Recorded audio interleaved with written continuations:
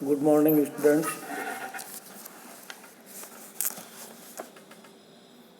Principles of business management में आज हम चर्चा करेंगे संगठन के प्रारूप के बारे में, टाइप्स और फॉर्म्स ऑफ ऑर्गेनाइजेशन।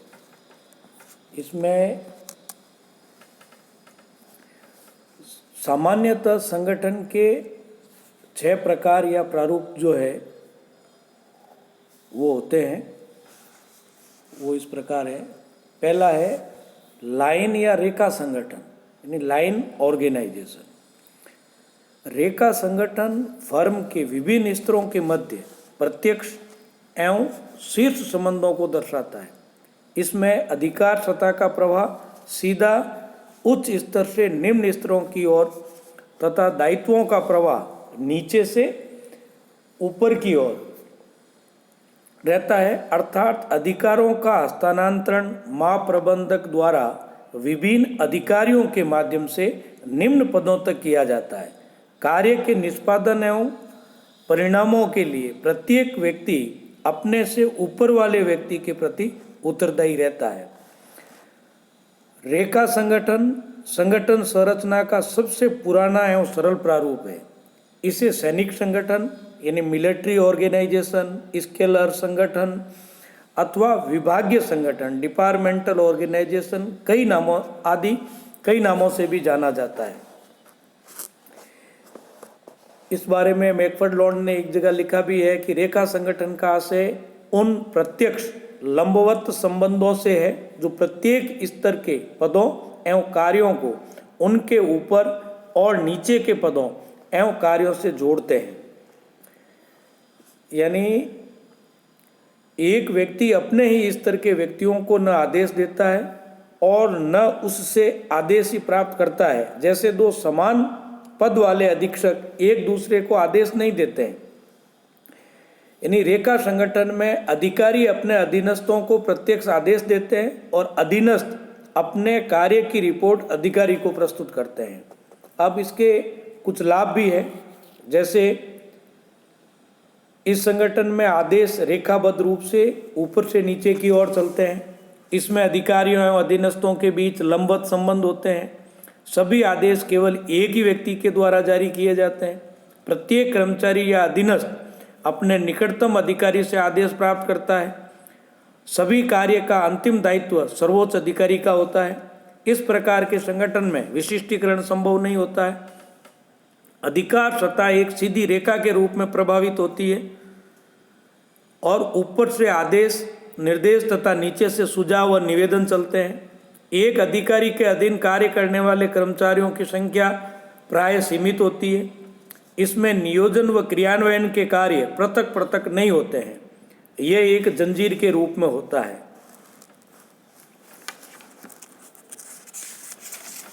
इसमें उसके बाद में है रेखा एवं स्टाफ संगठन।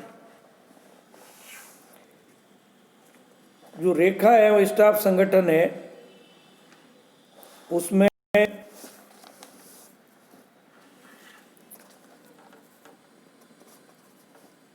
कुछ जो है लाभ है, जैसे रेखा संगठन के प्रारूप में एक ही स्तर पर कार्य करने वाले सभी कर्मचारियों की क्रियाएं लगभग समान प्रकार की होती है तथा इन क्रियाओं को प्राय नियंत्रण की सुविधा की दृष्टि में भी वर्गीकृत किया जाता है। जैसे संचालक मंडल, उसके नीचे प्रबंध संचालक और उसके नीचे जो है सहायक प्रबंधक आ जाते हैं और फिर उसके नीचे कर्मचारी आ जाते हैं। और विभागीय रेखा संगठन में इसके अंतर्गत संस्था की जो विभिन्न क्रियाएं हैं उनको विभिन्न विभागों के रूप में वर्गीकृत किया जाता है। उदाहरण के लिए संस्था की क्रियाओं को उत्पादन, वित्त, विक्रय, कार्यालय, सेवा वर्गीय आदि भागों में विभक्त किया जा सकता है।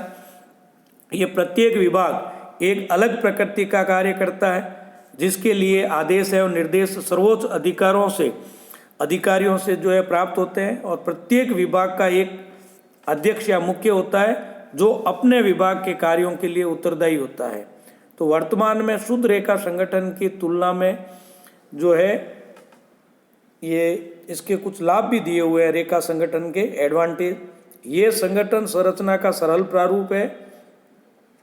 इसमें पूर्णतः मितव्ययता, अधिकारों का केंद्रीयकरण, इसमें तुरंत निर्णय लिए जा सकते हैं, शीघ्र क्रियान्वित किया जा सकता है, दायित्वों से बचना संभव नहीं होता है, एकात्मक नियंत्रण बना रहता है, प्रबंधकीय योग्यता का विकास होता है, इसमें लोच रहती है, आवश्यकता अनुसार परिवर्तन करना सरल होता है, प्रभावी नियंत्रण स्थापित किया जा सकता है, शीघ्र संदेशवान संभव होता है, कर्मचारी अनुशासित रहते हैं, लाल पिताशाही नहीं पाई जाती है, कार्यों में समन्वय करना सुगम होता है, कर्मचारियों से प्रत्यक्ष संपर्क करना सुगम होता है और संगठन को स्थायित्व प्रदान करता है।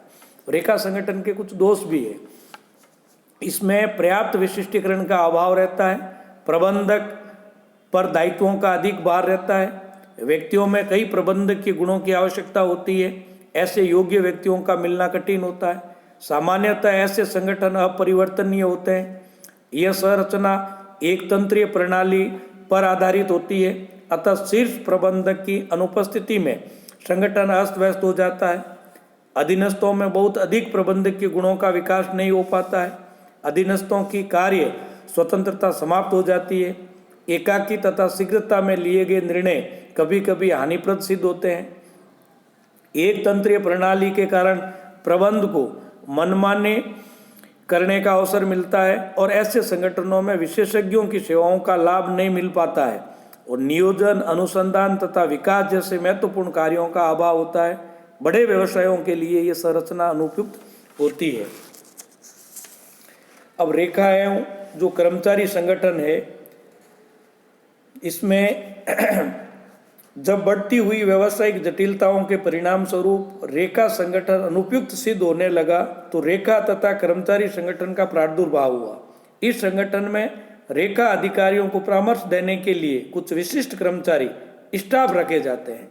कर्मचारी संकल्पना का विकास, यानी जब रेखा अधिकारियों के पास कार्य का आधिक्य होने लगा तो उन्हें अपने कार्यों में सेवा, परामर्श, अनुसंधान, चिंतन, कार्य निष्पादन आदि के लिए विशेषज्ञ कर्मचारियों की आवश्यकता हुई और व्यवसाय में बढ़ती हुई जटिलताओं के कारण विशेषज्ञों का महत्व बढ़ता जा रहा है। संगठन के इस प्रारूप में रेखा अधिकारियों को परामर्श देने के लिए कुछ विशिष्ट कर्मचारी अर्थात विशेषज्ञों यानी स्टाफ को रखा जाता है। इस संगठन में भी अधिकार एवं दायित्व सीधी रेखा व लंबवत रूप में ही चलते हैं, किंतु अधिकारियों को उनके कार्यों में परामर्श देने के लिए विशिष्ट व्यक्तियों यानी विशेषज्ञों की नियुक्ति की जाती है, जिन्हें कर्मचारी कहा जाता है।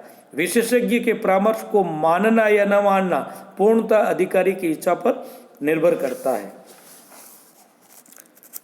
अब इसके कुछ जो विशिष्टीकरण का लाभ इसमें मिल जाता है, कार्य का बोझ इसमें कम हो जाता है और जो विशेषज्ञों के जो सुझाव, परामर्श और मार्गदर्शन मिलता है, इससे शीघ्र एवं ठोस निर्णय की संभावना बढ़ती है, पृथक्करण संभव होता है, कार्यकुशलता में वृद्धि होती है, लोच होती है, अनुसंधान को प्रोत्साहन मिलता है। इसके कुछ दोष भी है कि आपस में अधिकारियों में टकराव, संघर्ष और मतभेद उत्पन्न हो सकता है, विवाद की दशा में उत्तरदायित्व का निर्धारण करना कठिन होता है, परामर्शात्मक स्थिति होने के कारण विशेषज्ञ कर्मचारी मामलों में गंभीरता से नहीं लेते हैं, कई बार उनके सुझावों की उपेक्षा होने के कारण वे उदासीन हो जाते हैं, फिर वे समस्याओं पर उत्तरदायित्वपूर्ण ढंग से विचार नहीं करते हैं। छोटी संस्थाओं के लिए विशेषज्ञों को नियुक्त करना थोड़ा कठिन होता है। नेक्स्ट है क्रियात्मक संगठन, फंक्शनल ऑर्गेनाइजेशन। जब उपक्रम के कार्यों का बहुत विस्तार हो जाता है तो समस्त कार्यों को एक प्रबंधक द्वारा किया जाना संभव होता है। प्रत्येक प्रबंधक का प्रबंध क्षेत्र, स्पैन ऑफ मैनेजमेंट सीमित ही हो सकता है, अतः कार्य की अधिकता के कारण कार्य को विभिन्न व्यक्तियों एवं प्रबंधकों में बांटना आवश्यक हो जाता है। तो क्रियात्मक संगठन में प्रत्येक कार्य को छोटे छोटे भागों में बांट दिया जाता है और कार्य के प्रत्येक छोटे भाग के लिए विशिष्ट ज्ञान रखने वाले व्यक्ति की नियुक्ति की जाती है। ये विशिष्ट ज्ञान रखने वाला व्यक्ति अपने संबंधित कार्य को करवाने के लिए अधीनस्थों को आदेश एवं निर्देश दे सकता है। वह अपने कार्य के निष्पादन संबंधी पूरे अधिकार रखता है। तो इस प्रकार क्रियात्मक संगठन वह संगठनात्मक संरचना है जिसमें क्रियाओं के विभिन्न समूहों के लिए विशेषज्ञों की नियुक्ति की जाती है तथा इन विशेषज्ञों को अपने अपने विशिष्ट कार्यों के संबंध में कर्मचारियों को आदेश देने हेतु रेखा अधिकार दे दिए जाते हैं। यथासंभव एक व्यक्ति को एक ही प्रकार का कार्य सौंपा जाता है जिसका वह विशेषज्ञ होता है। इन विशेषज्ञों का कर्मचारियों से सीधा संबंध होता है तथा एक ही कर्मचारी को कई विशेषज्ञों से आदेश ग्रहण करने होते हैं। नेक्स्ट है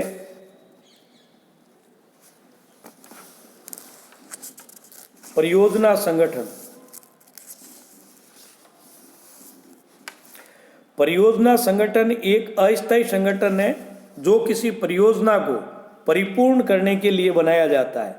इस संगठन में प्रत्यक्ष विशेषज्ञों की नियुक्ति न करके संस्था के विभिन्न क्रियात्मक विभागों से कुछ विशेषज्ञों को लेकर उनकी एक टीम बना दी जाती है। यह टीम परियोजना को पूरा करने में सहायता करती है। आवश्यक होने पर कभी कभी इस कार्य में बाहरी विशेषज्ञों की सेवाएं भी अस्थायी रूप से प्राप्त की जाती है। परियोजना प्रबंधक सब विशेषज्ञों के कार्यों में समन्वय करके परियोजना को पूरा करता है। परियोजना पूर्ण हो जाने पर इस संगठन को समाप्त कर दिया जाता है। तब सभी विशेषज्ञ अपने अपने मूल क्रियात्मक विभागों में पुनः भेज दिए जाते हैं या उन्हें किसी नई परियोजना का कार्य सौंप दिया जाता है। नेक्स्ट है मैट्रिक्स संगठन। यह संगठन प्रारूप परियोजना संगठन एवं क्रियात्मक विभागीकरण दोनों को संयुक्त करके बनाया जाता है। इसमें प्राधिकार की समतल रेखाओं तथा प्राधिकार की लंबवत रेखाओं का संयोजन किया जाता है। फलस्वरूप इस संगठन संरचना में प्राधिकार का प्रवाह नीचे की ओर ही नहीं वरन समानांतर भी होता है। इसकी कुछ विशेषताएं हैं या कुछ बातें हैं कि प्रत्येक क्रियात्मक विभाग से कुछ विशेषज्ञ चुने जाते तथा प्रत्येक परियोजना के लिए प्रत्येक विभाग के विशेषज्ञों से अलग अलग समूह बनाए जाते हैं। प्रत्येक परियोजना के लिए एक पृथक परियोजना प्रबंधक की नियुक्ति की जाती है। इसके पास परियोजना से संबंधित पर्याप्त अधिकार होते हैं।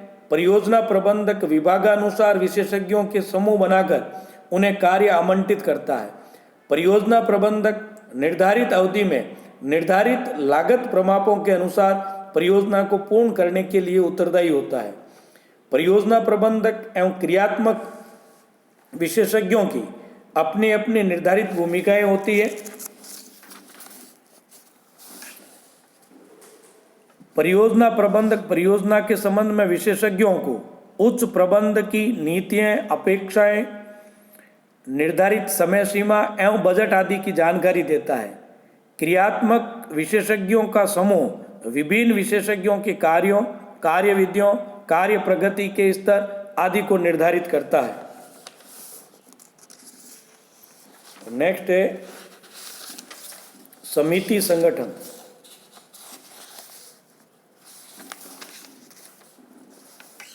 समितियां संगठनात्मक जीवन का सत्य है।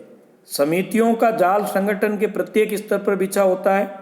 यद्यपि समितियां संगठन का कोई एक पृथक प्रारूप नहीं है, किंतु ये संगठन संरचना का एक प्रमुख भाग होती है। प्रबंध में सहभागिता के दर्शन तथा जनतांत्रिक मूल्यों को स्वीकार किए जाने के कारण संगठन में समितियों की भूमिका निरंतर महत्वपूर्ण होती जा रही है। प्रबंध के क्षेत्र में समितियों को कई नामों से पुकारा जाता है, जैसे बोर्ड, कमीशन, टास्क फोर्स। इनमें समिति किसी विशिष्ट कार्य, सूचना संग्रह, जांच, विचार विमर्श, निर्णयन अथवा प्रबंधन के लिए बनाया गया व्यक्तियों का एक समूह होता है। ये प्रबंध के कार्यों को करने का एक महत्वपूर्ण उपकरण है।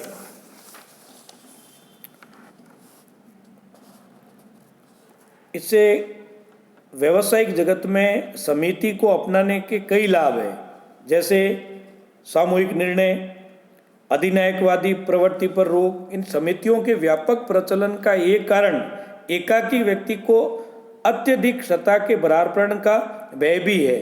किसी एक व्यक्ति में अधिक क्षमता के निहित होने से तानाशाही प्रवृत्तियों के पनपने का डर बना रहता है। समिति इस आशंका को दूर करने का एक उत्तम विकल्प प्रस्तुत करती है। विभिन्न हितों का प्रतिनिधित्व। समिति में विभिन्न हित समूह जैसे श्रमिक संघ, विनियोजक, पूर्तिकर्ता, समुदाय आदि के प्रतिनिधियों को सम्मिलित करके उनके हितों की रक्षा भी की जा सकती है। समन्वय उपकरण, सूचना का विनिमय, सत्ता का एकत्रीकरण, सहभागिता के द्वारा अनुप्रेरणा, कार्यवाही को टालना, नए विचारों का सृजन, जनतांत्रिक ढंग, सहयोग की प्राप्ति, प्रबंधकीय योग्यताओं का विकास, उतावले निर्णयों पर रोक, निष्पक्ष निर्णय, ये जो सारी चीज़ें हैं वो समिति संगठन से इनको मिलती है। इस तरह से ये जो फोरम्स है ऑर्गेनाइजेशन की वो आज आपने जानी। आज के लिए इतना ही, धन्यवाद।